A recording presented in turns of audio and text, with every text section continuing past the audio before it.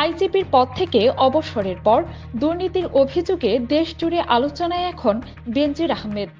দায়িত্ব পালনের সময় অবৈধভাবে সম্পদের পাহাড় গড়েছেন বলে অভিযোগ উঠেছে তার বিরুদ্ধে।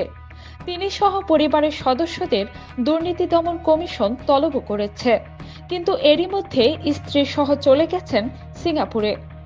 গত 4 মে রাতে সিঙ্গাপুর এয়ারলাইন্সের একটি ফ্লাইটে করে তিনি দেশ ত্যাগ করেন বলে পুলিশের একটি সূত্র নিশ্চিত করেছে। ওই সূত্র বলেছে, স্ত্রীর চিকিৎসার কথা বলে তিনি দেশের বাইরে যাচ্ছেন তার স্বজন ও শুভাকাঙ্ক্ষীদের বলেছেন। তবে প্রভাবশালী মহলের একাংশকে দেশ ত্যাগের বিষয়টি অবহিত করেই তিনি দেশ ছেড়েছেন।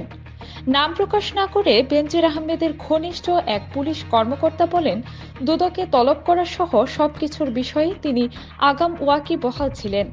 প্রভাবশালী একটি মহল তাকে আগাম সবকিছু বলে দিয়েছিল, তবে তিনি বর্তমান পরিস্থিতি নিয়ে খুবই বিব্রত। জানা গেছে, আগামী 6 জুন বেনজির আহমেদকে দুর্নীতি দমন কমিশনে তলব করা হয়েছে, আর 9 জুন তার স্ত্রী ও 3 সন্তানকে ডেকেছে সংস্থাটি। দুদক সূত্র জানায়, অভিযোগ ওঠার পর বেনজির আহমেদ, তার স্ত্রী, 3 মেয়ে এবং এক স্বজনের নামে থাকা 345 বিঘা জমি ক্রোক বা জব্দের আদেশ দিয়েছেন আদালত। একই দিন বেনজির ও তার স্ত্রীর সন্তানদের নামে বিভিন্ন সরকারি ও বেসরকারি ব্যাংকে থাকা 33টি ব্যাংক হিসাব অবরুদ্ধ করার আদেশ দেওয়া হয়।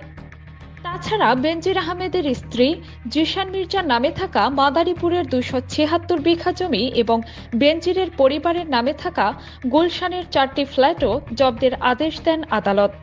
বেনজির পরিবারের নামে থাকা 19টি প্রতিষ্ঠানের শেয়ার ও 3টি বিউ হিসাব এবং 30 লাখ টাকার সঞ্চয়পত্র অবরুদ্ধ করার আদেশও দেওয়া হয়। সাভারে তাদের কিছু জমি পড়েছে একই আদেশের মধ্যে। এর মধ্যে সম্পদ জব্দের প্রক্রিয়া শুরু হয়েছে।